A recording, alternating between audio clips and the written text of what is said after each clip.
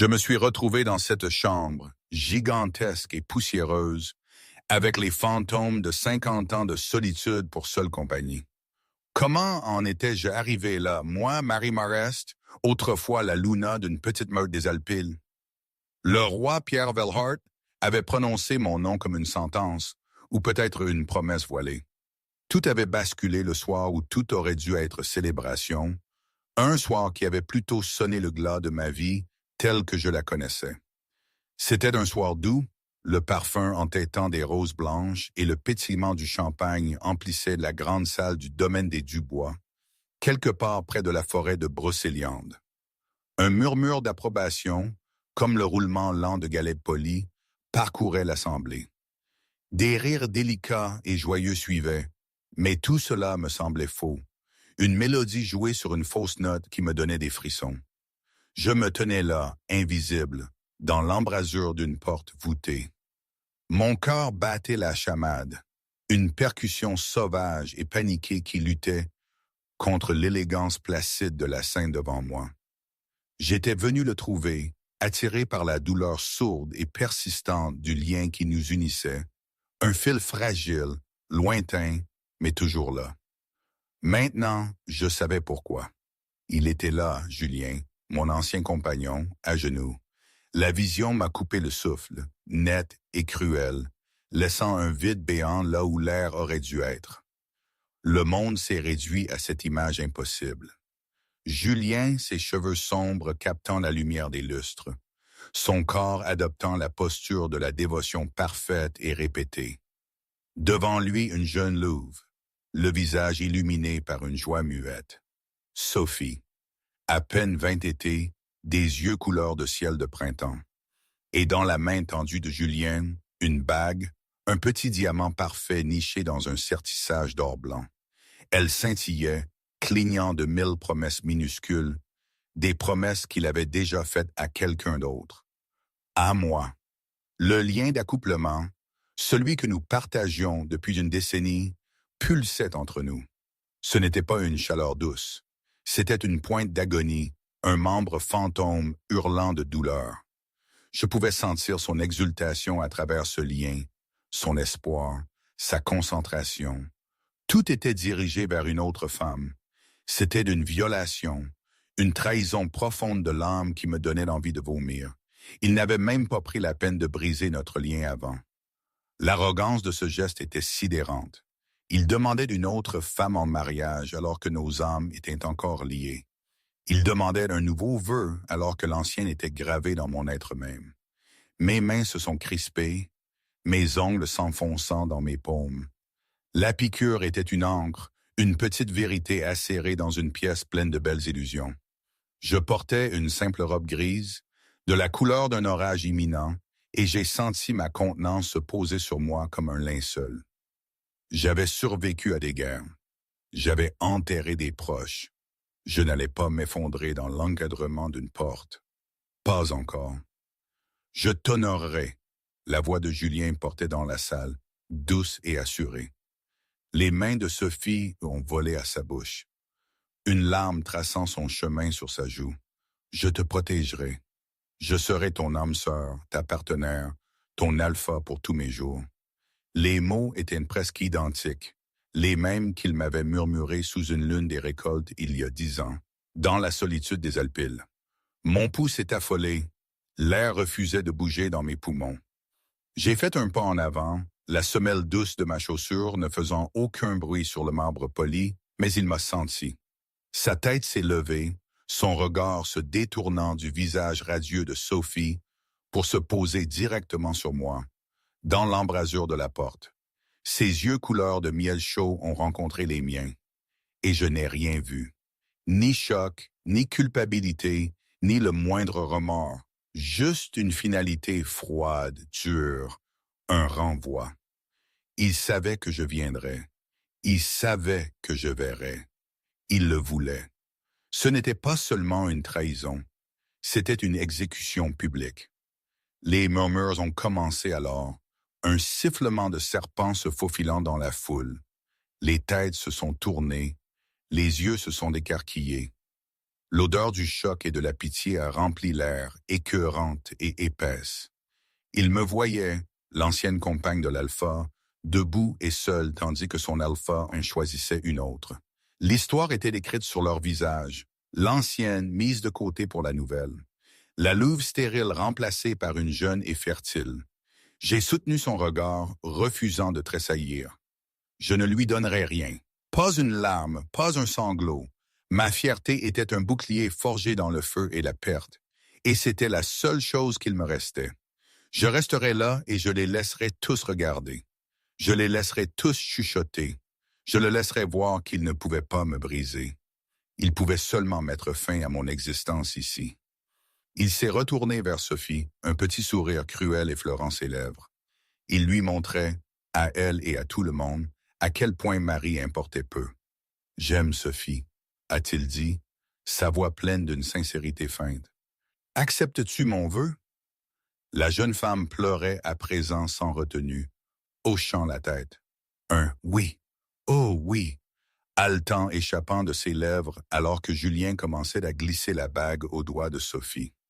C'est à ce moment-là que les grandes portes en chaîne à l'autre bout de la salle se sont ouvertes. Elles se sont ouvertes avec un profond gémissement résonnant qui a fait taire toute la pièce. 2 gardes royaux en livrée noire et argent se tenaient au garde-à-vous, leur visage impassible. Entre eux, une silhouette a émergé des ombres du couloir, sa présence aspirant la chaleur même de l'air. Il est devenu plus froid, plus lourd. Le roi Alpha était arrivé. Le roi Pierre Velhart n'était pas un homme.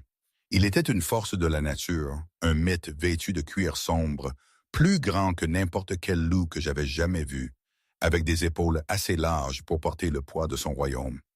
Des cicatrices cartographiaient les rudes plaines de son visage, l'une partant de sa tempe et disparaissant sous le col de sa tunique.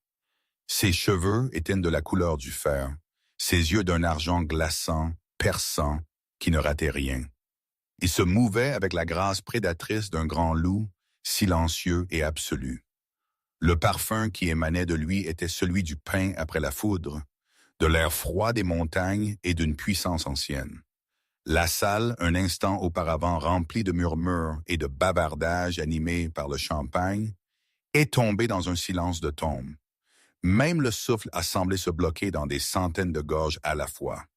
Tout le monde a incliné la tête. Tout le monde, sauf Julien, toujours agenouillé, et moi figé dans mon embrasure de porte. Le regard du roi a balayé la pièce, observant la scène avec une immobilité déconcertante. Ses yeux sont passés sur l'Alpha agenouillé, la jeune fille en larmes, la bague scintillante. Il s'est arrêté. Son regard a changé, se déplaçant avec une lenteur délibérée jusqu'à atterrir sur moi. Il m'a vu, pas seulement ma présence, mais la tension rigide de ma mâchoire, le tremblement de mes poings serrés, l'agonie que j'essayais si désespérément de cacher derrière un masque de glace. Il m'a regardé et pour la première fois de la soirée, je me suis senti vu. Pierre Velhart s'est arrêté au milieu de son pas. Le poids de son attention était une chose physique, une pression contre ma peau. Il a regardé Julien, son expression indéchiffrable, puis la bague, encore à moitié au doigt de Sophie. Puis ses yeux argentés sont revenus sur moi, et quelque chose de dangereux a vacillé dans leur profondeur. Sa voix, quand il a parlé, n'était pas forte, mais elle a résonné dans le silence profond. Chaque mot était une lourde pierre tombant dans un étang calme. « Dites-moi », a-t-il commencé.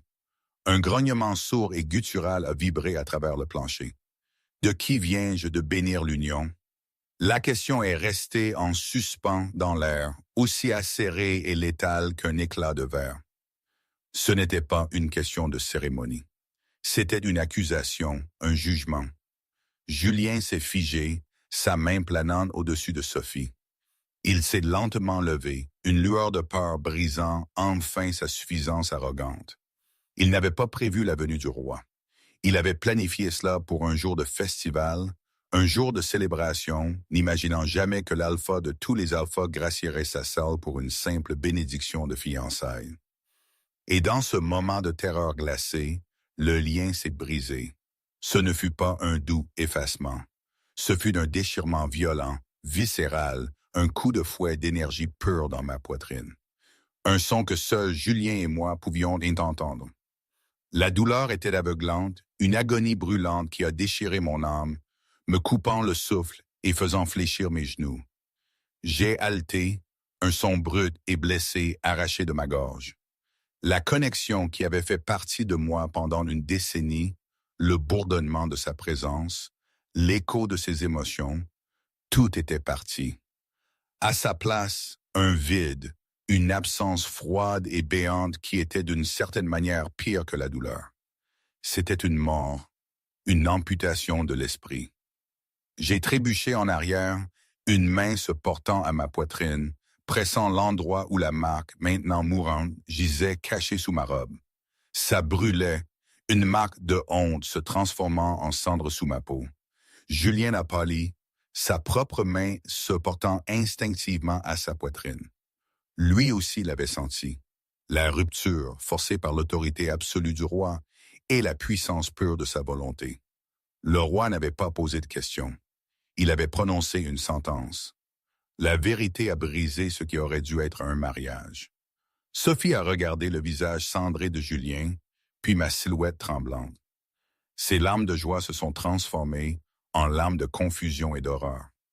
La foule regardait, la bouche ouverte. Le scandale était maintenant une catastrophe dont le roi était témoin. Mais je ne pouvais regarder aucun d'eux. Mes yeux étaient fixés sur ceux du roi. Son regard d'argenté me tenait droite et inébranlable au milieu des ruines de ma vie. Il n'y avait aucune pitié dans ses yeux. Il y avait quelque chose de plus dur, quelque chose d'ancien et d'indéchiffrable. Il avait vu mon humiliation, ma trahison, ma chute. Il m'avait vu me briser et il n'avait pas détourné le regard. Silence. Une couverture épaisse et suffocante s'est abattue sur la salle. Les mots du roi planaient encore dans l'air, vibrant d'une autorité absolue. Le parfum des roses avait disparu, étouffé par quelque chose d'aigu et de métallique. L'odeur de la peur. Mon souffle était saccadé, peu profond. La douleur dans ma poitrine était une chose vivante. Une créature griffue déchirant l'endroit où mon lien se trouvait autrefois. Le vide qui a suivi était pire. Une caverne brute et creuse où une partie de mon âme avait été arrachée. Je pouvais sentir les regards de la meute, des centaines de pères dieux me marquant de pitié et de curiosité morbide. J'étais un spectacle, la compagne rejetée, la Luna stérile dont la valeur venait d'être déclarée nulle et non avenue devant un roi. Julien a enfin bougé. Il s'est levé en désordre, le visage de la couleur des cendres. Il a fait un demi-pas vers le roi, les mains levées dans un geste d'apaisement. « Votre Majesté », a-t-il commencé, sa voix mince et tendue, une imitation pathétique de son ton de commandement habituel. C'est un malentendu, une affaire de meute privée. Le roi n'a même pas tourné la tête. Ses yeux argentés sont restés fixés sur moi, me clouant sur place. L'intensité de son regard était un poids physique, me maintenant droite alors que mes jambes menaçaient de céder. Une affaire privée. La voix du roi était dangereusement douce maintenant, un grondement sourd qui promettait la violence. La sainteté d'un lien d'accouplement n'est pas privée, Alpha Dubois. C'est la loi, ma loi. Il a prononcé les 2 derniers mots avec une finalité glaçante. La température dans la salle a baissé de 10 degrés supplémentaires. Julien a tressailli comme s'il avait été frappé. Elle est stérile, a-t-il bégayé, les mots s'échappant de lui dans un flot désespéré et hideux. Il se justifiait, défendant sa trahison devant son roi. Pendant 10 ans, aucun héritier. La meute a besoin d'un avenir et un alpha a besoin d'un héritage. Il a gesticulé vers Sophie qui se tenait figée. La bague toujours nouée à son doigt, le visage strié de larmes. Sophie peut le fournir. Chaque mot était une nouvelle lame tordue dans mes entrailles. Il me mettait à nu, me dépouillant de ma dignité et annonçant mon plus grand échec au monde entier. Les chuchotements au sein de ma propre meute avaient toujours été là, silencieux et insidieux. La Luna stérile, une louve d'hiver, froide et vide. Mais l'entendre de sa part, utilisé comme une arme pour excuser sa trahison, c'était un nouveau genre d'agonie. Je me suis redressé. Mon corps hurlait de protestation. Mes jambes tremblaient, faibles et instables, mais je les ai forcées à obéir. Je ne m'agenouillerai pas dans les ruines de ma vie. Pas pour lui, pas pour personne. Je me suis levé, ma colonne vertébrale se redressant millimètre par millimètre, douloureusement, jusqu'à ce que je me tienne droite, le menton levé. Mes yeux gris orageux, bien que brillants de larmes non versées, étaient clairs et défiants. J'ai de nouveau rencontré le regard du roi. Qu'il voit la douleur, oui, mais qu'il voit aussi l'acier en dessous. Une lueur d'une chose indéchiffrable a traversé les yeux argentés du roi. Ce n'était pas de la pitié, c'était une évaluation, un respect à contre-cœur. Il a finalement tourné la tête. Un mouvement lent et délibéré pour faire face à Julien. Tout le poids de sa puissance, de sa rage infinie, est tombé sur mon ancien compagnon.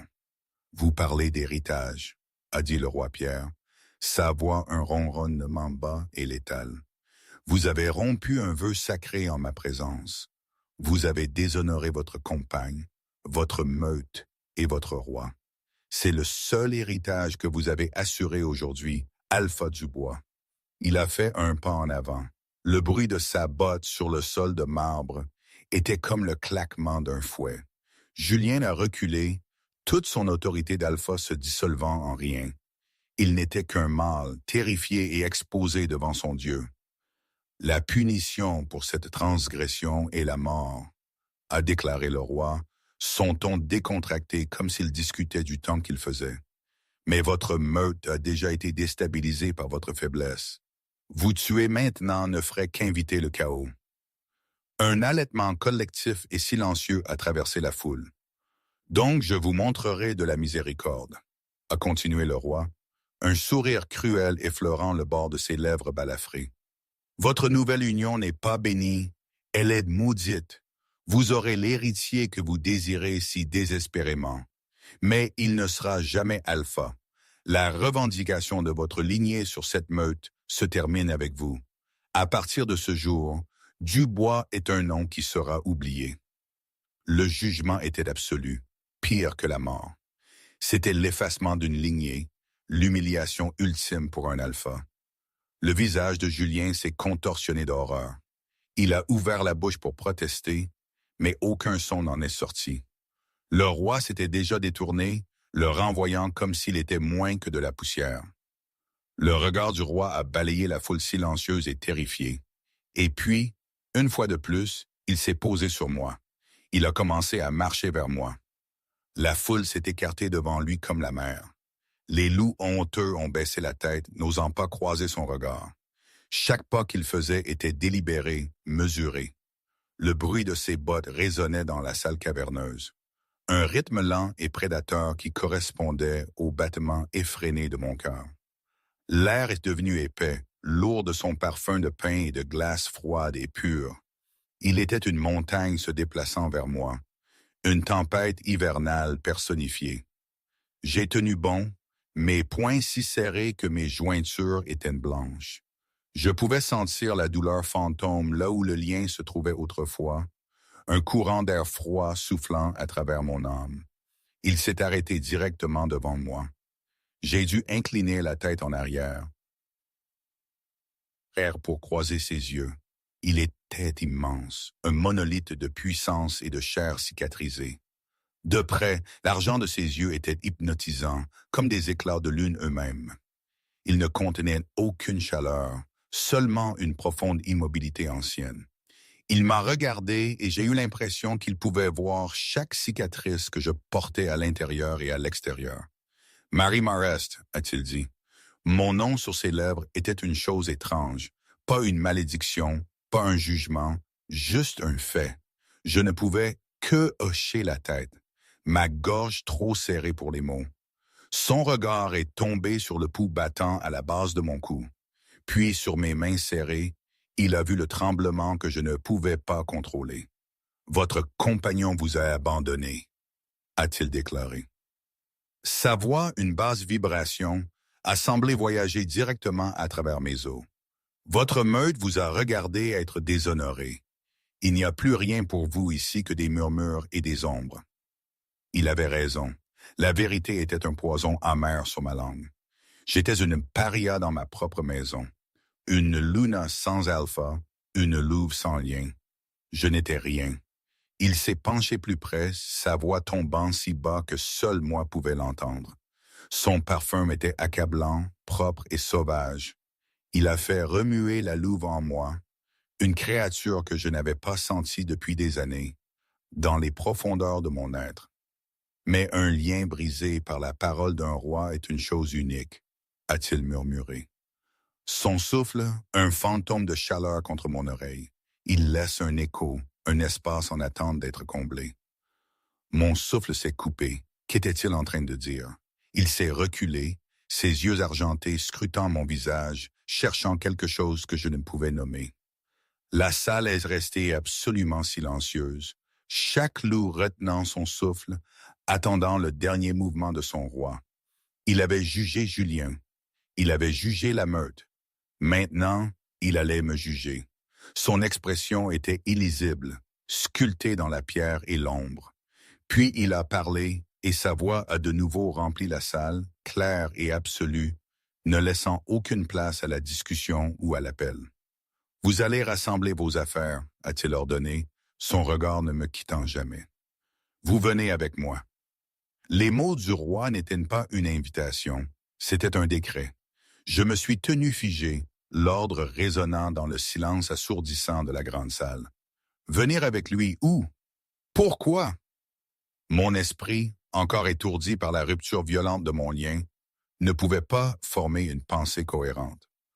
Tout ce que je savais, c'était le poids écrasant de Saint-Père Dieu sur moi et la présence suffocante du roi Alpha si près que je pouvais sentir la chaleur rayonnant de son corps. Son parfum était un ancrage étrange dans le chaos tourbillonnant de mes émotions. Pain, hiver et quelque chose d'autre, quelque chose de primal et d'ancien qui parlait aux parties les plus profondes de mon être. C'était une odeur d'autorité absolue. J'ai trouvé ma voix, bien que ce ne fût qu'un murmure, rauque et écorché. « Votre Majesté », il n'a pas répondu à ma question. Il a simplement tenu mon regard, ses yeux argentés intenses, exigeants. Il n'y avait aucune place pour le débat dans ce regard. Il avait parlé, et ainsi il en serait. Il était le roi. Sa parole était loi. Sa volonté, la force qui façonnait leur monde. Il s'est légèrement tourné, son regard balayant les membres terrifiés de ma meute, recroquevillés. Elle aura 1 heure. Elle sera accompagnée à ses quartiers et ne pourra prendre que ce qu'elle peut porter. Personne, il a laissé le mot suspendu dans l'air, une menace glaçante, ne lui parlera. Personne ne la touchera. Elle est sous ma protection maintenant. La finalité de son ton était absolue. Il m'avait revendiqué. Non pas comme une compagne, non pas comme un prix, mais comme quelque chose, une pièce sur un échiquier qu'il était en train de réorganiser. Je n'étais plus Marie-Maresse de la meute du bois. J'étais une protégée du roi. Ses gardes royaux se sont alors déplacés, leurs livrées noires et argent contrastant fortement avec les soies pâles et les velours des membres de la meute. Ils m'ont flanqué sans un mot. Leur visage impassible comme du granit. L'un d'eux s'est légèrement avancé, dégageant un chemin à travers la foule de loups qui s'empressait de s'écarter. Il n'osait même plus me regarder. J'étais souillé par l'ombre du roi. Alors que je me retournais pour partir, mon regard est tombé par inadvertance sur Julien.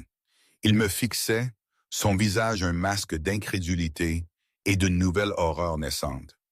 Il m'avait voulu partir, effacé de sa vie, pour qu'il puisse en commencer une nouvelle. Il n'avait jamais imaginé cela. Il n'avait jamais imaginé qu'en me rejetant, il me placerait directement entre les mains du roi. Il y avait une lueur de possession dans ses yeux, un instinct primal qu'il ne pouvait réprimer. Même brisé, le souvenir du lien était toujours là, un membre fantôme tressaillant avec un sentiment remémoré. Mais le roi l'a vu aussi. Pierre a fait un demi-pas, me protégeant partiellement de son corps. Il a lancé à Julien un regard d'une promesse si froide et mortelle que Julien est reculé physiquement, sa tête s'inclinant en signe de soumission. Le message était clair. Je n'étais plus à lui, plus à regarder, plus même à penser. J'ai ressenti une étrange douleur creuse. Ce n'était pas l'amour, il était mort il y a longtemps, flétri par la négligence. C'était le dernier écho mourant d'une décennie de ma vie, une vie qui venait d'être déclarée terminée. J'ai marché, un pied devant l'autre. Les gardes se déplaçaient avec moi, leurs pas un contrepoint rythmé et lourd aux cris frénétiques et silencieux de mon esprit. Le voyage à travers le donjon, ma maison pendant 10 ans, était une marche à travers un cimetière de souvenirs. La tapisserie de la grande chasse dans le couloir principal où Julien et moi nous étions tenus, nouvellement accouplés, acceptant les bénédictions de la meute. La banquette près de la fenêtre donnant sur la crête nord, où j'avais passé d'innombrables heures à lire, l'attendant de retour de patrouille. Chaque coin, chaque pierre abritait un fantôme. Mes quartiers étaient tels que je les avais laissés, impersonnels, rangés. Les pièces d'une Luna, plus une femme de ménage glorifiée qu'une compagne chérie. Il y avait peu de ma propre personnalité ici. Julien n'avait jamais voulu que je change quoi que ce soit de l'époque de sa mère. Je me suis déplacé avec engourdissement, sortant un unique sac en cuir de l'armoire. Qu'est-ce que je possédais qui était vraiment à moi? Le médaillon en argent de ma mère. Quelques livres de poésie usés, une tunique et un legging de rechange. Tout le reste, les robes, les bijoux, étaient des cadeaux de la meute, des cadeaux à la Luna, pas à Marie. Ils appartenaient ici, dans cette vie qui n'était plus la mienne. J'ai fait mes bagages machinalement, mes mains bougeant tandis que mon esprit dérivait dans un brouillard de choc. La brûlure sur ma poitrine avait diminué pour devenir une douleur sourde et constante. Cela ressemblait à une marque permanente de ma honte. J'ai passé mes doigts sur le tissu de ma robe, traçant l'endroit au-dessus de mon cœur où la marque de l'alpha avait été. Maintenant, ce n'était plus qu'un tissu cicatrisé, un endroit où quelque chose avait été arraché par les racines, l'écho dont le roi avait parlé. Je pouvais presque le sentir, une subtile résonance dans le vide, une cavité qui semblait bourdonner d'une étrange énergie latente.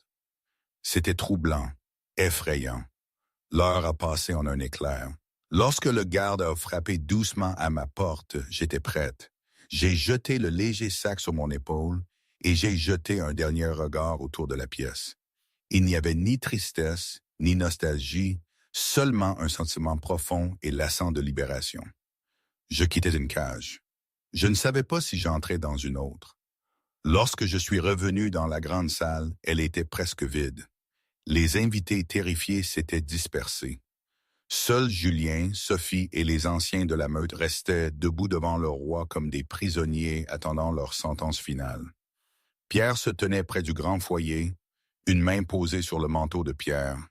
Il a levé les yeux quand je me suis approché, ses yeux argentés suivant chacun de mes mouvements. Il a fait un léger signe de tête, une reconnaissance silencieuse. Puis il a quitté le manteau et a marché vers les portes principales sans un mot. Ses gardes se sont mis à son pas derrière lui, et moi, sans autre choix, j'ai suivi. J'étais une feuille emportée par le courant de sa volonté. Dehors, l'air était froid et vif. Le soleil se couchait, peignant le ciel de teintes brutales d'orange et de violet. 3 énormes chevaux noirs attendaient, leur souffle s'évaporant dans le crépuscule. C'étaient des chevaux de guerre élevés pour la force et l'endurance, leurs yeux intelligents et sauvages. Un 4e, une jument légèrement plus petite mais tout aussi formidable, était tenue par un palefrenier pour moi. Le roi s'est glissé en selle d'un mouvement fluide et puissant. Il m'a regardé, son expression indéchiffrable dans la lumière mourante. « Savez-vous monter » a-t-il demandé. Ce n'était pas une question sur ma capacité, mais une simple déclaration de fait. « Oui, votre majesté » ai-je répondu, ma voix ferme. Je me suis approché de la jument, murmurant un mot doux et caressant son puissant cou. La jument à Enid, me poussant la main, sentant la louve en moi. Monter était l'une des rares libertés qui m'avaient été accordées, une façon de sentir le vent et d'échapper aux confins étouffantes du donjon. Je suis monté avec une facilité acquise, me calant dans la selle. Le cuir était froid, l'air vif contre mon visage. J'ai regardé en arrière vers la maison que je quittais et je n'ai rien ressenti. Un vaste, terrifiant, libérateur rien. Le roi a fait avancer son cheval et ils sont partis à un rythme soutenu, loin des terres du bois, loin de mon passé. Ils ont chevauché en silence, flanqués par les gardes. Le seul son, le martèlement rythmique des sabots sur la terre battue, et le murmure du vent à travers les pins. Le ciel est passé du violet à l'indigo, et les premières étoiles ont commencé à percer l'obscurité. La lune, un disque d'argent parfait, s'est levée au-dessus des arbres, baignant le paysage de sa lueur éthérée. C'est sous la lumière de cette même lune que je l'ai senti, une attraction. Ce n'était pas comme le lien avec Julien, qui avait été un bourdonnement constant et familier en arrière-plan de ma vie. C'était différent, plus aigu, une traction distincte, presque magnétique, provenant de l'endroit cicatrisé sur ma poitrine, de l'écho. Ma tête s'est relevée, mes yeux cherchant le roi. Il chevauchait juste devant moi, son large dos une silhouette formidable contre le clair de lune. Il tenait son cheval comme s'il était né pour cela, faisant partie du paysage sauvage. Comme s'il sentait mon regard, il a légèrement tourné la tête et ses yeux argentés ont rencontré les miens à travers la courte distance. Il savait. Lui aussi le sentait. L'écho de mon lien brisé n'était pas seulement un espace vide. C'était un phare, et il l'appelait. Une question dangereuse, non dite, planait dans l'air froid de la nuit entre nous. Une connexion forgée dans l'humiliation et le décret royal commençait à se former, mince et fragile, comme un fil d'araignée, mais indéniablement là. La marque sous ma peau a commencé à brûler. La brûlure était un feu bas et insistant sous ma peau. Ce n'était rien comme l'agonie déchirante de la rupture du lien, ni la douce lueur de sa création 10 ans auparavant. C'était quelque chose d'entièrement différent. Une chaleur étrange et invasive qui semblait rayonner du tissu cicatrisé sur mon cœur. Un membre fantôme reprenant vie. Il pulsait en rythme avec le bruit des sabots du cheval, un rythme incessant qui remontait ma colonne vertébrale et s'installait à la base de mon crâne. Je ne pouvais pas le quitter des yeux. Les yeux argentés du roi retenaient les miens, une conversation silencieuse se déroulant entre nous dans le froid clair de lune. Il n'y avait pas de surprise dans son regard, seulement une reconnaissance sombre et consciente. Il savait que cela allait arriver. Il avait parlé de l'écho, d'un espace en attente d'être comblé. Il avait orchestré cela. Mais pourquoi? Il a finalement tourné la tête vers l'avant, brisant la connexion, et la brûlure a diminué pour devenir une pulsation sourde. J'ai relâché un souffle que je n'avais pas réalisé que je retenais, mes doigts se serrant sur les rênes de cuir. La jument sous moi a bougé, sentant mon malaise, ses oreilles tressaillant. Le monde était trop silencieux. Les gardes étaient des fantômes de chaque côté d'eux.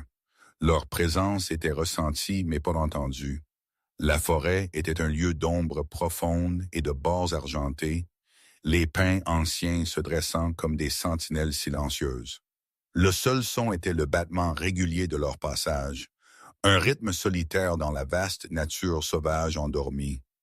Le silence était plus troublant que les murmures dans la grande salle. Il me laissait trop de temps pour penser, trop d'espace pour que la blessure béante et crue de mon âme me fasse mal.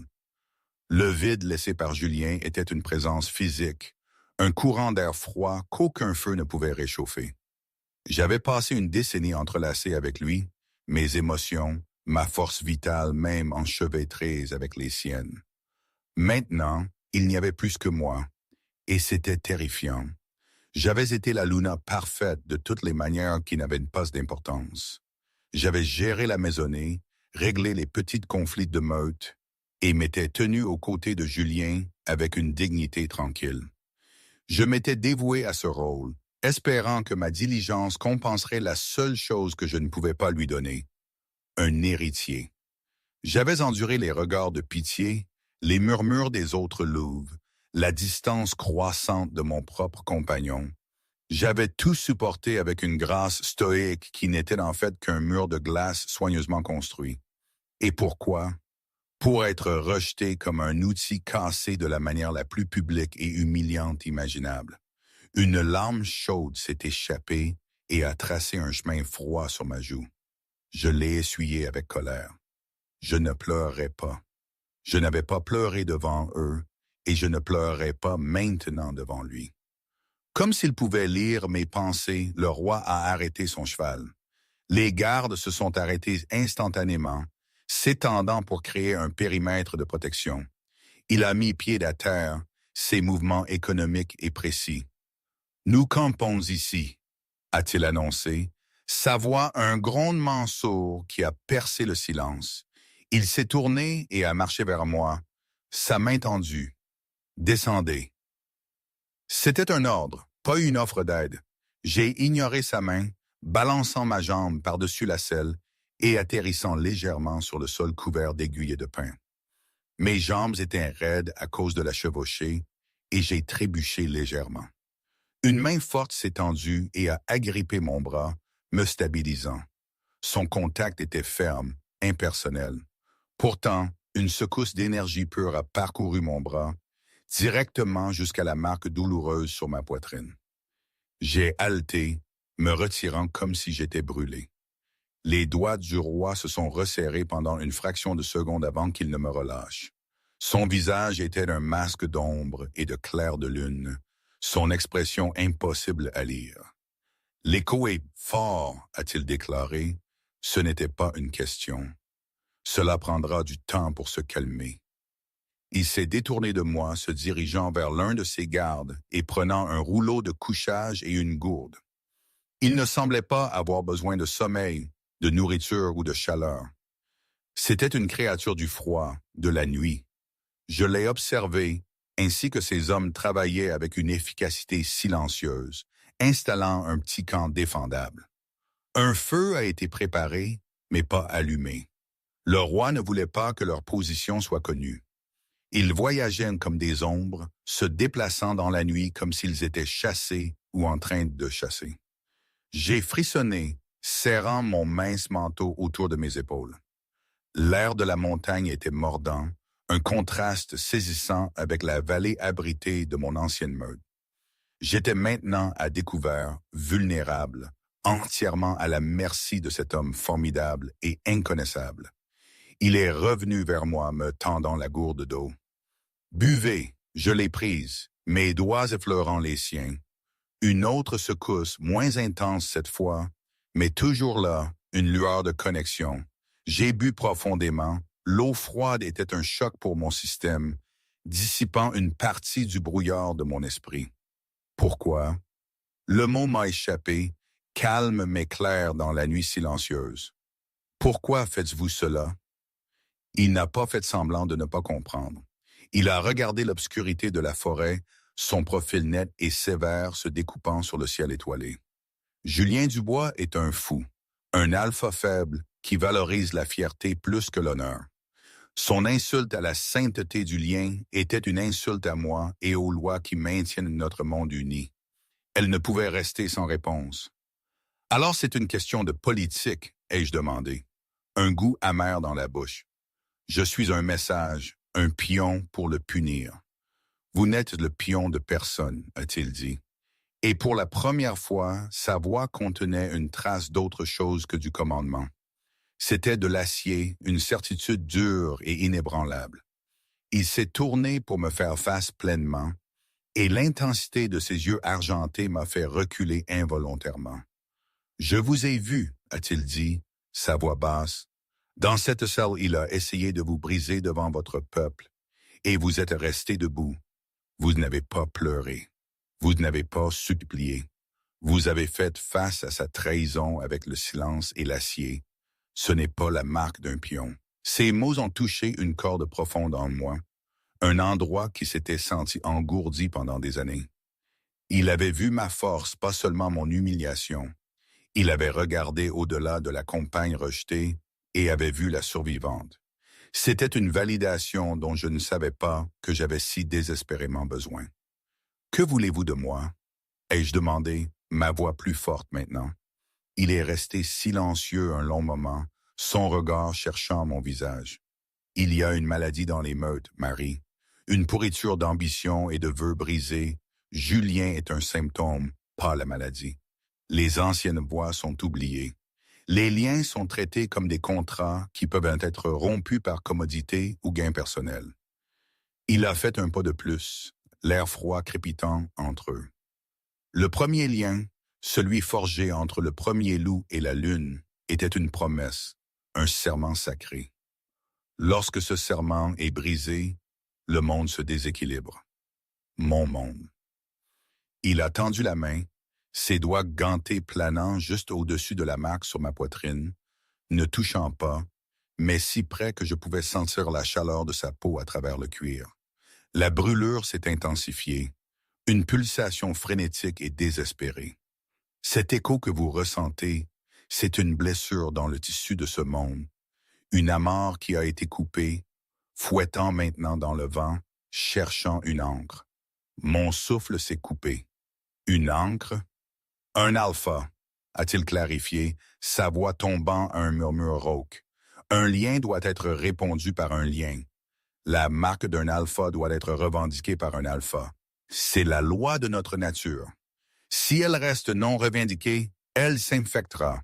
Elle vous rendra folle de chagrin et de désir jusqu'à ce que votre propre loup s'estompe en rien. Le sang a quitté mon visage. J'avais entendu des chuchotements de telles choses, des partenaires qui avaient perdu leur autre moitié au combat et qui avaient simplement abandonné. Leurs loups intérieurs se coucheraient et refuseraient de se lever, et le changeur suivrait peu après, une mort de l'âme. Julien a rompu le lien, ai-je dit, ma voix tremblante. Aucun autre alpha ne le fera. Personne ne réclamerait la compagne rejetée d'un autre. La honte de cela était un poids physique. J'étais une marchandise endommagée, souillée. Je ne suis pas juste un autre alpha, a-t-il dit, sa voix tombant à un grognement bas qui a vibré à travers mon âme. Je suis le roi. Et puis il m'a touché. Ses doigts se sont pressés contre le tissu de ma robe, directement sur la cicatrice. Ce n'était pas un toucher doux. C'était une revendication, une marque de chaleur et de puissance qui a transpercé les couches de tissu et de peau, s'enfonçant profondément dans mes os. La brûlure a éclaté en un éclair aveuglant d'énergie blanche et chaude.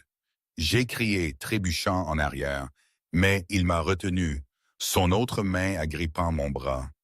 Je me suis soudainement noyé dans des sensations, non les miennes, mais les siennes. Le parfum de pain et de glace s'est intensifié jusqu'à ce que ce soit tout ce que je pouvais respirer.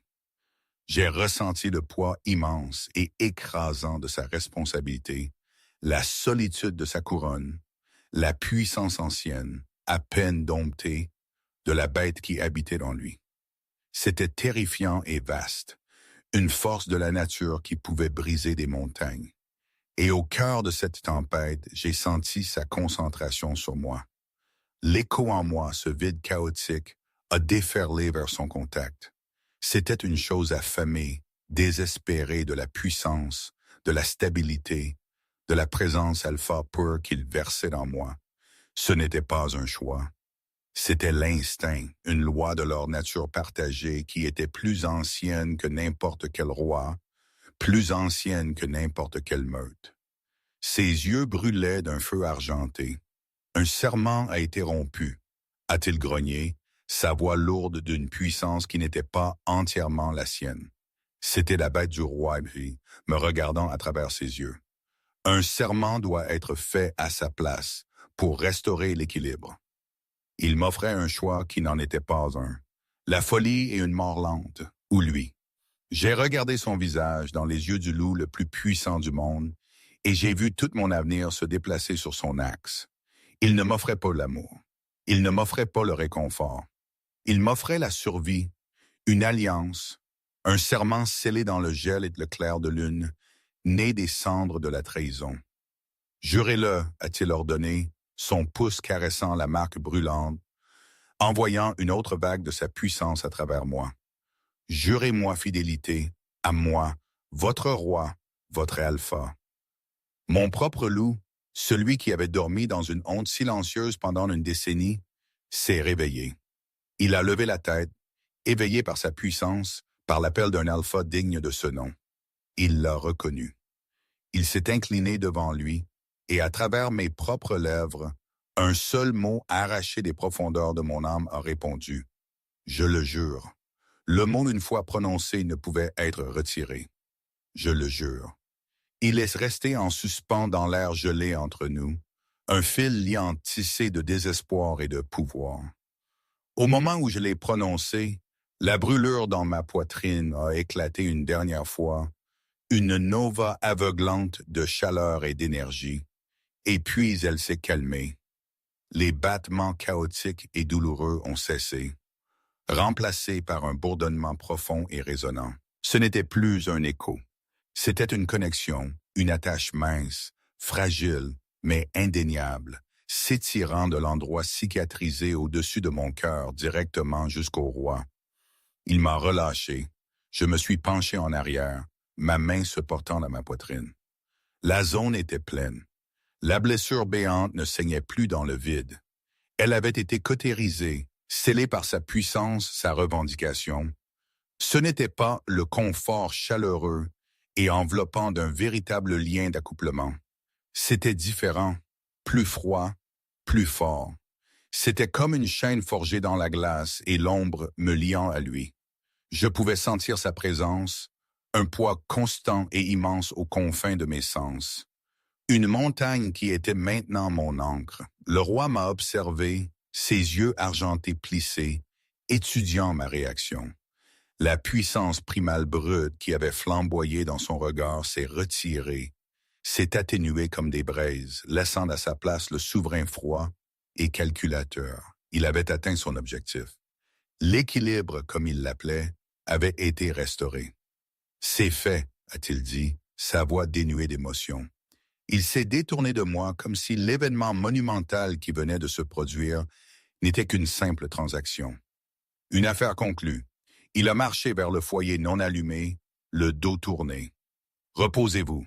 Nous partons à l'aube. » Reposer? Comment pouvais-je me reposer? Mon monde entier avait été démantelé et réassemblé en une forme que je ne reconnaissais pas. Tout cela en une seule soirée.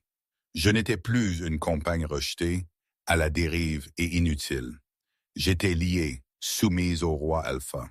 Je me suis effondré sur le sol, le dos contre l'écorce rugueuse d'un pin, tirant le mince rouleau de couchage qu'il m'avait donné sur mes jambes. Le sol de la forêt était froid et dur, un rappel brutal de ma nouvelle réalité. Il n'y avait pas de lit moelleux, pas de cœur chaleureux, seulement la nature sauvage impitoyable et la présence encore plus impitoyable de mon nouveau maître. Je pouvais sentir sa conscience de ma présence même quand il avait le dos tourné. C'était une pression constante et de faible intensité contre mes sens. Il ne m'ignorait pas. Il m'observait, m'évaluait. J'étais une nouvelle pièce sur son échiquier et il apprenait son poids, sa valeur. Le sommeil était impossible. Mon esprit s'emballait, rejouant les événements dans la grande salle, l'agonie de la rupture, l'intensité terrifiante de la revendication du roi.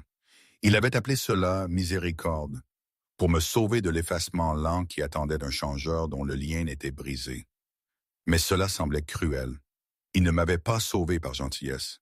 Il m'avait réaffecté. J'étais un symbole maintenant, un témoignage vivant de sa loi. La compagne si insignifiante que son alpha l'a rejetée seulement pour être revendiquée par le roi lui-même. L'histoire se propagerait comme une traînée de poudre à travers les meutes.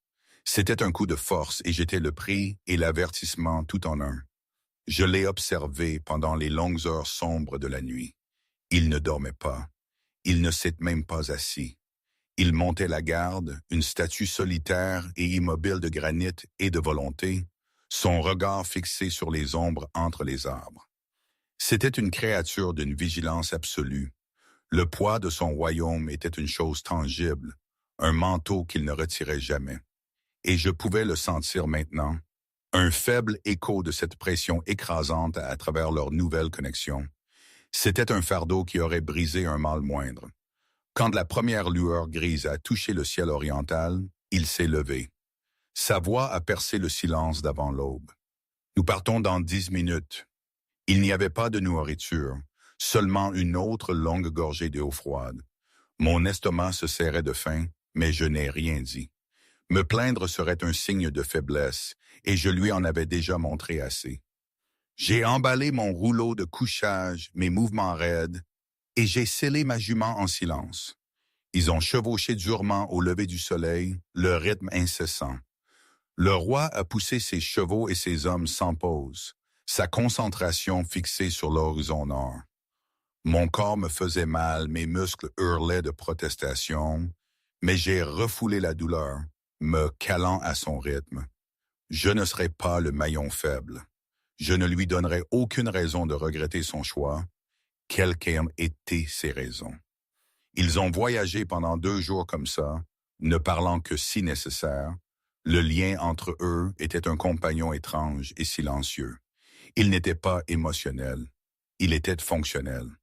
À travers lui, je pouvais sentir sa résolution inébranlable, sa certitude profonde et inébranlable. Mais je ne pouvais rien sentir de l'homme lui-même. Aucune joie, aucune tristesse, aucune colère, seulement l'immense puissance contrôlée du roi. C'était comme être lié à un glacier. Le 3e soir, ils ont franchi une haute crête et je l'ai vu, son château de Foix. Ce n'était pas un château aux élégantes flèches et aux lignes gracieuses. C'était un chef-d'œuvre brutaliste de pierre grise et de fer, taillé directement dans le flanc d'une montagne. Il semblait moins avoir été construit que griffé dans la roche par une grande bête primordiale. Des tours comme des dents brisées mordaient le ciel, et une unique route fortement fortifiée serpentait le long de la pente traîtresse. Ce n'était pas une maison. C'était un bastion, le cœur de la puissance d'un roi guerrier. L'air est devenu plus froid à mesure qu'il montait, le vent était vif et mordant, et sentait la neige et la pierre. En passant sous l'immense herse de fer, les gardes sur les remparts n'ont ni applaudi ni crié de bienvenue. Ils ont frappé leurs poings sur leur cœur dans un salut silencieux et synchronisé. C'était un geste de loyauté absolue et inébranlable. La cour était un lieu de fonctionnalité austère, un terrain d'entraînement, une forge, une armurerie. Tout était pierre et acier, construit pour la guerre.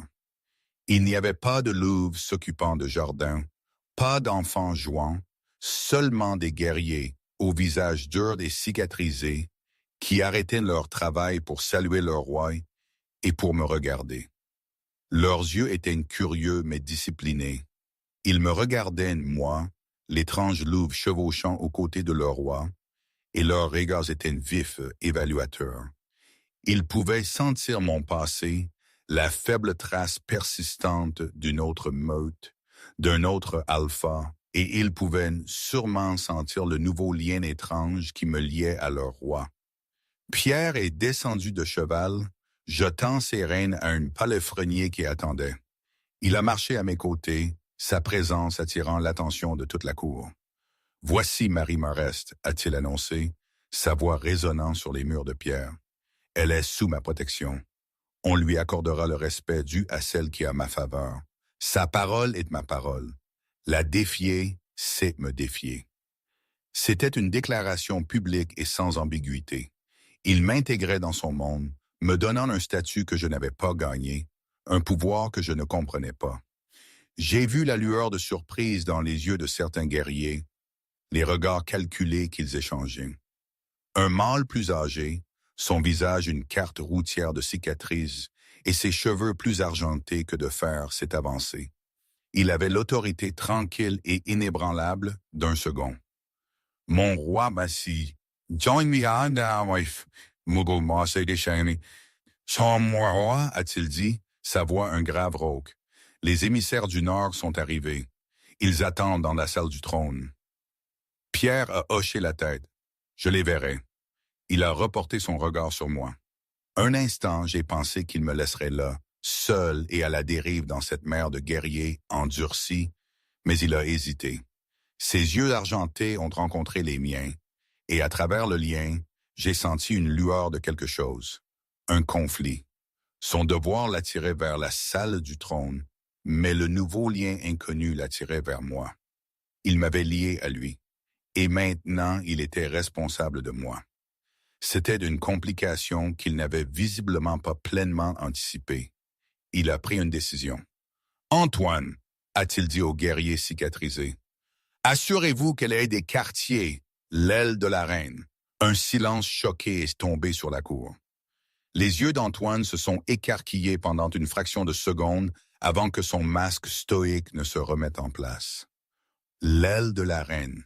Les mots étaient un coup de tonnerre. Ces chambres étaient scellées depuis 50 ans, depuis la mort de la mère de Pierre. Personne n'avait été autorisé à y entrer. La placer là n'était pas seulement lui donner un logement. C'était une déclaration si profonde, si chargée de sens que personne ne pouvait l'interpréter de travers. Pierre s'est tourné vers moi, sa voix s'abaissant pour que seul je puisse l'entendre. « Vous êtes fatigué. Reposez-vous. Nous parlerons plus tard. » Sans un autre mot, il m'a dépassé et s'est dirigé vers le donjon principal, sa cape noire flottant derrière lui comme les ailes d'un grand rapace. Antoine s'est approché de moi, son expression soigneusement neutre, mais je pouvais voir la tempête de questions dans ses yeux. « Par ici, madame, a-t-il dit, son ton respectueux, mais teinté d'une curiosité lasse. Je l'ai suivi au cœur de la forteresse, mon léger sac ridicule dans ce lieu de pierre et de fer. Il m'a mené par un escalier en colimaçon, à travers des salles dépouillées de toute décoration, à l'exception d'anciens étendards de bataille, accrochés comme des fantômes silencieux sur les murs. Ils sont arrivés devant un ensemble de portes massives en chaîne, liées de fer noir, sans poignée à l'extérieur. Elles étaient scellées. Antoine a posé sa main sur le bois et je l'ai regardé, fasciné, alors qu'il semblait y canaliser son énergie. Il y a eu un profond gémissement de l'intérieur. Le bruit d'anciennes serrures et barres, longtemps inutilisées, étant tirées en arrière. Les portes se sont ouvertes, révélant une chambre recouverte d'une épaisse couche de poussière et de silence. C'était une pièce figée dans le temps. Les meubles étaient drapés de draps blancs comme des cadavres voilés. L'air était vicié, lourd de l'odeur de la mémoire et de la désuétude. Mais même à travers la négligence, je pouvais voir le fantôme de ce qu'elle avait été. Une pièce d'une élégance tranquille avec un grand foyer en pierre, un cadre de lit en bois sculpté et une immense fenêtre en arc qui donnait sur les pics du nord. C'était la chambre d'une reine, une chambre qui attendait. Le roi a promis à sa mère qu'il ne prendrait jamais de compagne, a dit Antoine, sa voix rauque comme si les mots étaient arrachés de lui contre sa volonté. Il ne me regardait pas, mais la pièce poussiéreuse. Il a rompu son propre vœu pour punir un vœu brisé d'un autre. Les mots m'ont frappé avec la force d'un coup physique, une promesse brisée. Le roi avait fait une promesse, et pour moi, pour ce jeu politique, il l'avait brisée. Sa miséricorde était en effet cruelle. Il m'avait sauvé d'une prison pour me placer dans une autre, une cage dorée remplie des fantômes d'une reine morte et de la promesse brisée d'un roi. Et alors que les lourdes portes se refermaient derrière moi, me scellant à l'intérieur, j'ai réalisé la terrible vérité. La chaîne qui me liait maintenant au roi n'était pas seulement un lien de survie, c'était une chaîne de sacrifice, le sien et maintenant le mien. Parfois, quand je ne pouvais pas dormir la nuit dans les Alpilles, bien avant tout cela, je pensais à ma mère, à la façon dont elle disait toujours « Méfie-toi de ce qui est trop beau pour être vrai ». Elle parlait des marchands au marché de Manosque, des tissus trop brillants, des promesses trop faciles. Mais maintenant je le comprenais différemment. Ce château, ses promesses, tout semblait trop beau, trop parfait, et la perfection n'existe pas. Ça, je l'avais appris à mes dépens avec Julien. Mais ici, le roi, il ne m'offrait rien de beau. Il m'offrait la survie dans une réalité brutale. Était-ce une nouvelle forme de tromperie ou la seule vérité possible? C'était trop tôt pour le dire. Le silence dans l'aile de la reine était une entité vivante. C'était une présence lourde et suffocante faite de mottes de poussière dansant dans les minces rayons de clair de lune et du poids de 50 ans de solitude. Je me tenais au centre de la chambre, mon petit sac se sentant absolument insignifiant sur le froid sol de pierre. Les grandes portes avaient claqué derrière moi, le bruit du verrou glissant en place, résonnant comme un jugement final. J'étais enfermé. Un fantôme amené pour hanter la chambre d'un fantôme. Il a rompu son propre vœu. Les mots d'Antoine tournaient autour de moi comme des vautours. Le roi, l'arbitre ultime des serments et des liens sacrés, avait rompu l'un des siens, une promesse faite à sa mère mourante. L'ironie était un goût métallique amer dans ma bouche. Il m'avait utilisé pour faire une déclaration sur la sainteté des vœux, tout en brisant l'un des siens. L'hypocrisie était stupéfiante. J'ai marché vers la massive fenêtre en arc, mes bottes silencieuses sur le sol poussiéreux. Essuyant une zone propre sur le verre crasseux avec ma manche, j'ai regardé dehors. La vue était à couper le souffle et terrifiante. La forteresse était perchée au bord du monde, surplombant une chute abrupte dans une vallée enveloppée de brume. Des pics déchiquetés saupoudrés de neige griffaient un ciel plein d'étoiles froides et indifférentes. C'était son royaume. Rude, impitoyable, beau et brutal, tout comme lui. La connexion avec lui était un bourdonnement bas et constant sous la surface de mes pensées. C'était une invasion étrange et intime. Je pouvais sentir la direction dans laquelle il se trouvait, plus profondément dans le donjon, dans la salle du trône, et je pouvais sentir l'immense pression concentrée de son attention alors qu'il traitait avec les émissaires du Nord. C'était comme sentir les vibrations lointaines d'une montagne en mouvement. Mes propres émotions étaient un désordre enchevêtré et chaotique. Le chagrin pour la vie que j'avais perdue, même une vie médiocre, était une plaie vive et ouverte. L'humiliation brûlait encore dans mon ventre chaque fois que je pensais au visage de Julien. Et la peur était un serpent froid enroulé autour de mon cœur. Peur de cet endroit, de ce roi et de ce lien étrange et froid qui définissait maintenant mon existence. Les heures passèrent. J'ai exploré les pièces, mon toucher laissant des traces nettes dans l'épaisse poussière des tables et des étagères. Il y avait un salon, une chambre à coucher et une salle de bain avec une baignoire en pierre si grande qu'elle pouvait contenir 4 personnes. Tout était fait pour un changeur de grande taille et de statut. Tout était drapé et silencieux. J'ai trouvé une armoire remplie de robes, les soies et les velours d'une autre époque. Leurs couleurs fanées, sentant le cèdre et le trim. Elles appartenaient à un fantôme. Je ne les toucherais pas. Je n'étais pas une reine. J'étais une prisonnière.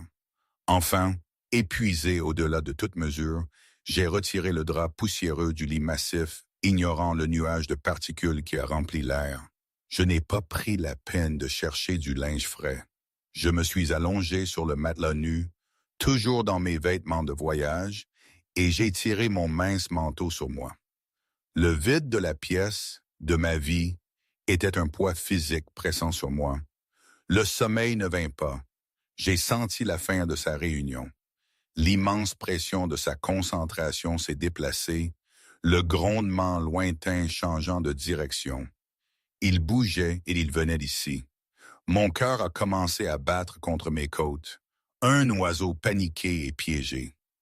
Le bourdonnement du lien s'est intensifié, la mince chaîne entre eux se tendant. Je me suis assise sur le lit, mes mains serrées dans le tissu rugueux de mon manteau. Le son d'un seul ensemble de pas lourds et déterminés a grandi dans le couloir extérieur. Le grognement mécanique des serrures qui se déverrouillaient a résonné dans la chambre silencieuse.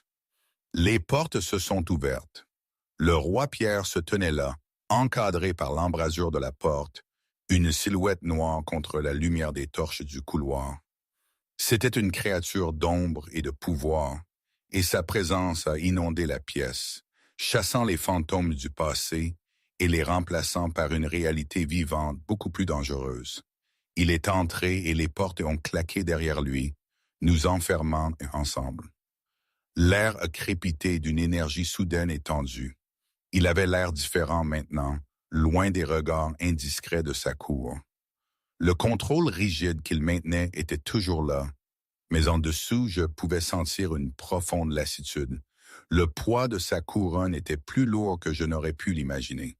Ses yeux argentés m'ont trouvé sur le lit, et ils contenaient une lueur de quelque chose que je n'avais jamais vu auparavant.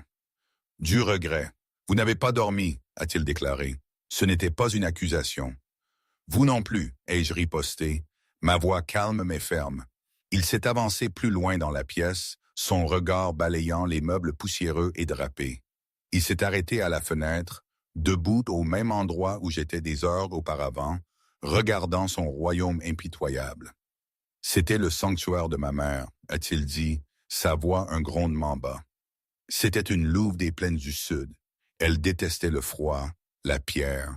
Elle disait que cette forteresse était une prison de glace et d'ambition. Je n'ai rien dit attendant. C'était la première fois qu'il offrait une partie de lui-même, une fissure dans la façade de granit.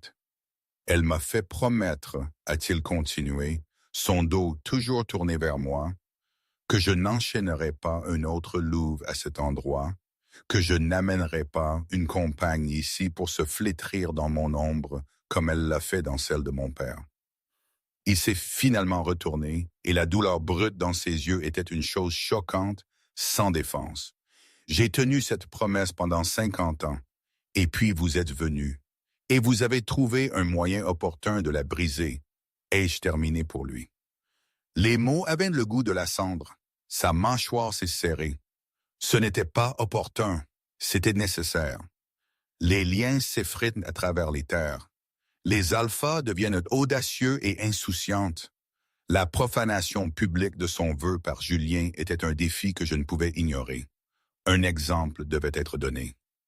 Un exemple de moi, ai-je riposté, une soudaine montée de colère coupant ma peur. Je me suis levé du lit, lui faisant face à travers l'étendue de la pièce. Vous parlez de serments sacrés, pourtant vous m'utilisez pour briser le vôtre. Vous n'avez pas plus d'honneur que lui. Vous êtes juste plus puissant. L'accusation l'a frappé comme un coup physique. L'air est devenu épais, froid. La bête en lui s'est remuée, une pression dangereuse qui a fait dresser les poils sur mes bras. Ses yeux ont flamboyé d'un feu argenté, et pendant une seconde terrifiante, j'ai pensé que je l'avais trop poussé. Il a traversé la pièce en 2 longues enjambées silencieuses, s'arrêtant directement devant moi. Il était si près que j'ai dû pencher la tête en arrière pour le regarder. Le parfum de pain et de pierre froide me submergeant. Ne jamais, a-t-il grogné, sa voix une menace basse et létale. Me comparer à ce lâche. Sa rage était une force palpable, mais ma propre colère, née d'une décennie de souffrances silencieuses et d'une vie entière à être sous-estimée, a refusé d'être intimidée. Pourquoi pas? Ai-je lancé ma voix tremblante mais défiante. Il m'a utilisé pour un héritier et m'a jeté quand j'ai échoué. Vous m'avez utilisé comme un symbole politique pour faire respecter vos lois. Vous m'avez tous deux dépouillé de ma volonté, de mon choix. Vous avez tous deux décidé de ma valeur. Quelle est la différence? Il m'a regardé de haut, son expression une tempête d'émotions contradictoires. La rage était là, mais aussi quelque chose d'autre, un respect à contre-cœur, une lueur de choc, comme si personne n'avait osé lui parler de cette façon depuis très, très longtemps. Et puis la tempête s'est calmée. Il a tendu la main, la plaçant derrière ma nuque, son pouce caressant la peau sensible sous mon oreille. Le toucher n'était pas violent. Il était possessif, absolu. Une secousse d'énergie pure et non altérée m'a traversé, directement jusqu'au cœur de mon être. Le lien entre nous a flamboyé, non plus une chaîne froide, mais un conduit de puissance brute et sauvage. La différence, a-t-il murmuré, sa voix tombant à un murmure rauque et intime, ses lèvres à quelques centimètres des miennes, c'est qu'il ne vous a jamais vu.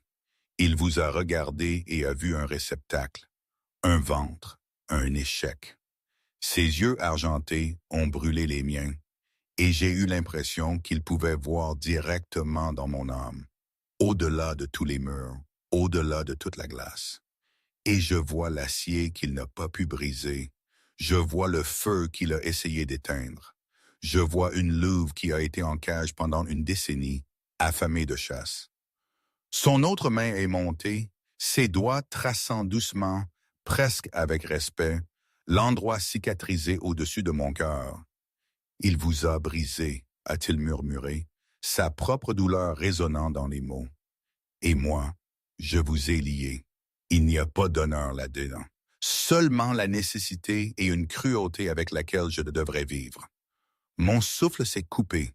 La colère, la peur, tout a fondu sous la chaleur de son regard, sous la vérité de son toucher. Il n'était pas un hypocrite. Il était un roi qui avait fait un choix impossible, sacrifiant son propre honneur pour préserver l'honneur de son monde. Le fossé entre nous, la vaste distance de son rang et de son pouvoir a disparu.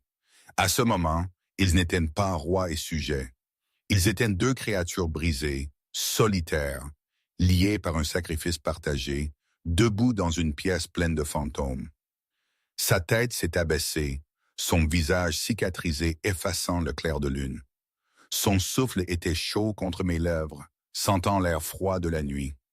Le lien entre eux pulsait, un rythme frénétique et désespéré, implorant quelque chose de plus.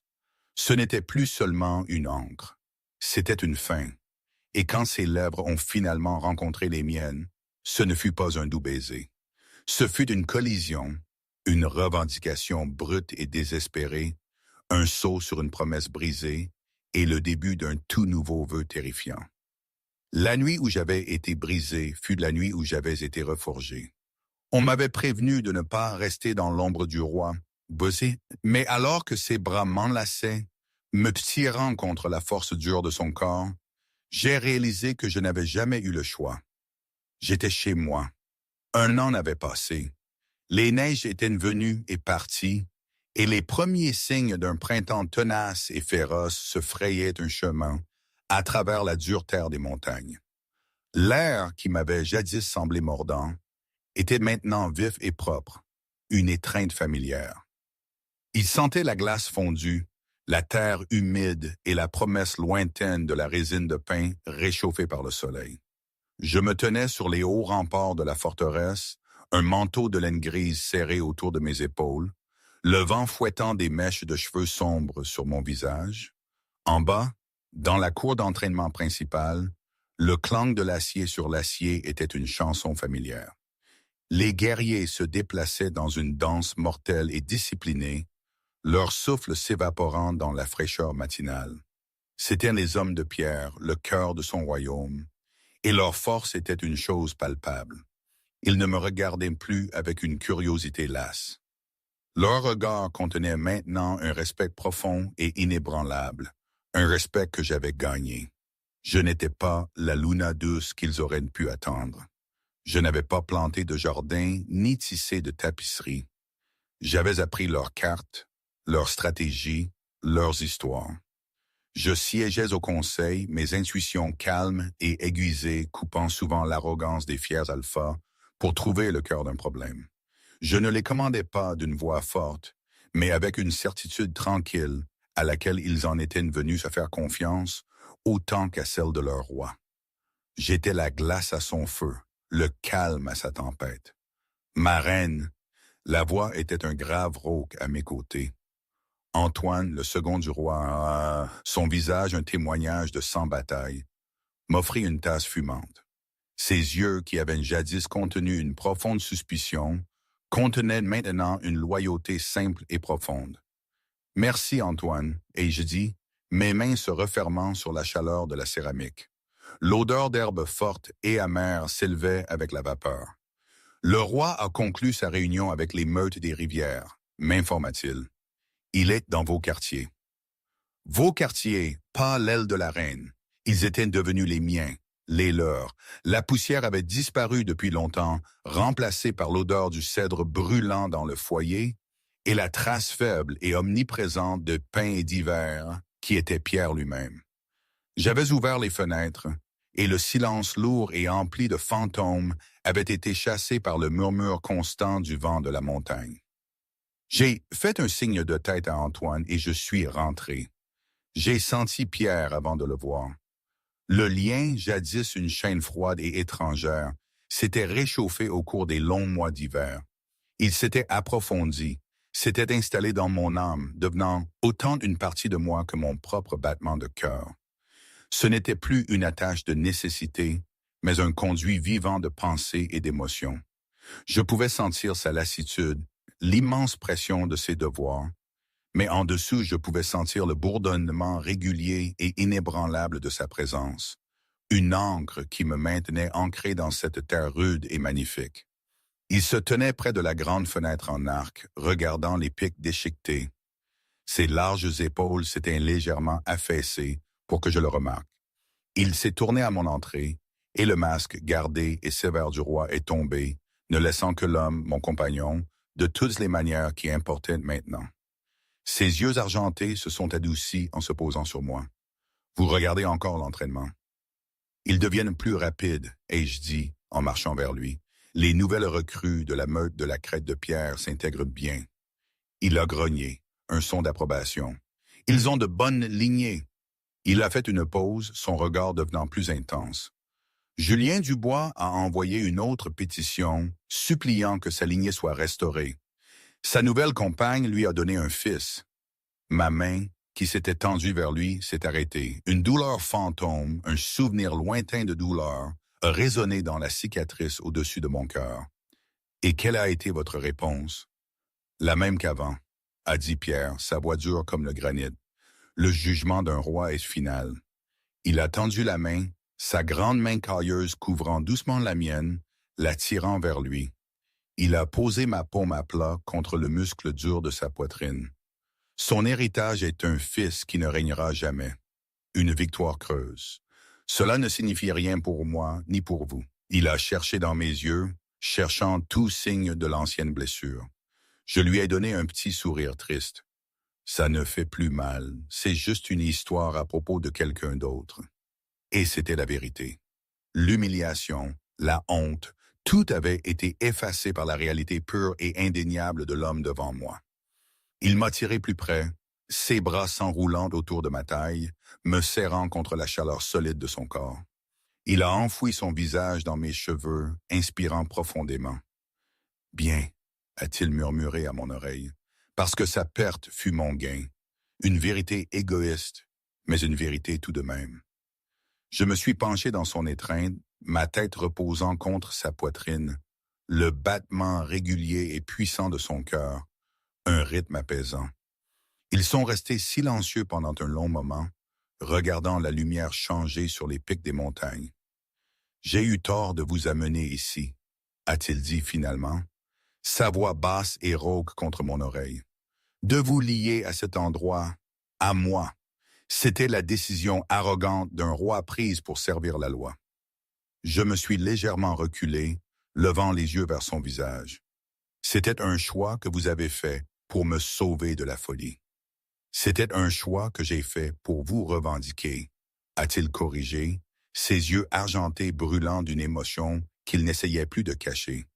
C'était un amour féroce, possessif et profondément humble.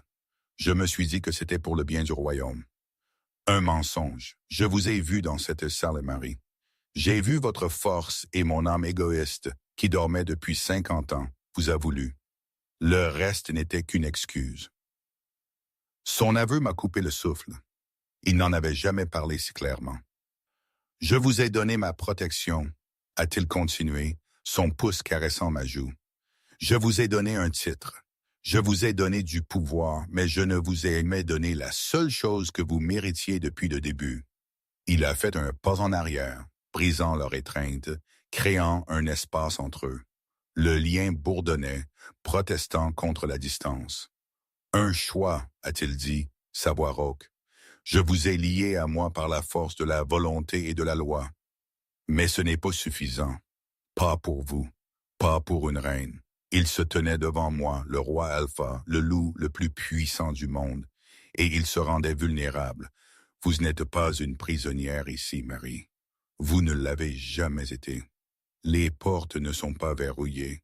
Vous pouvez quitter cette forteresse et je vous accorderai des terres, un titre, des richesses, tout ce que vous désirez pour vivre une vie de votre choix. Vous êtes libre. L'air était immobile, le feu crépitait dans le foyer. Le destin de mon monde, de notre monde, reposait sur ma réponse. Il m'avait offert une évasion. Il m'avait offert un choix. La seule chose que je n'avais jamais eue. J'ai regardé dans ses yeux argentés, dans l'âme de ce roi dur et solitaire qui m'avait vu quand j'étais invisible. Il ne m'avait pas enchaîné. Il avait vu ma cage et m'avait donné une clé. Cette forteresse n'était pas une prison. C'était un sanctuaire. Son lien n'était pas une chaîne. C'était une ancre. J'ai comblé la distance entre nous, ma main se levant pour encadrer sa mâchoire cicatrisée. J'ai fait mon choix il y a longtemps, Pierre, ai-je murmuré. La nuit où j'ai prêté serment. J'ai choisi de rester la première fois que j'ai vu du respect dans les yeux d'Antoine. J'ai choisi de rester la première fois que j'ai senti le poids de votre couronne à travers notre lien et que j'ai souhaité pouvoir vous aider à la porter. Un soulagement profond et tremblant l'a traversé, si puissant que je l'ai senti comme une vague à travers notre connexion. Ma place est ici, ai-je dit, ma voix pleine d'une certitude qui venait du plus profond de mon être. Non pas à cause d'une promesse brisée ou d'un lien forcé, mais parce que cette montagne brutale et impitoyable. Vous êtes ma maison. Il m'a serré dans ses bras, puis une étreinte désespérée et reconnaissante qui en disait plus que les mots ne le pourraient jamais. Il m'a embrassé, un baiser profond et respectueux, plein de promesses non dites et d'un avenir partagé. Ce n'était plus une collision cette fois. C'était un retour au foyer. Plus tard, alors que les premiers rayons du nouveau jour couronnaient les pics de l'Est, nous nous tenions à la grande fenêtre. La lumière argentée de l'aube se déversait dans la pièce, chassant les dernières ombres. Elle touchait nos visages, illuminant les vieilles cicatrices et la nouvelle paix qui y était gravée. La lune avait vu nos cicatrices assez longtemps. Ce soir, l'aube les regarderait guérir. Alors, je me dis, est-ce que c'était vraiment la liberté? Ou simplement une autre forme d'appartenance, une qu'il m'avait habilement fait choisir?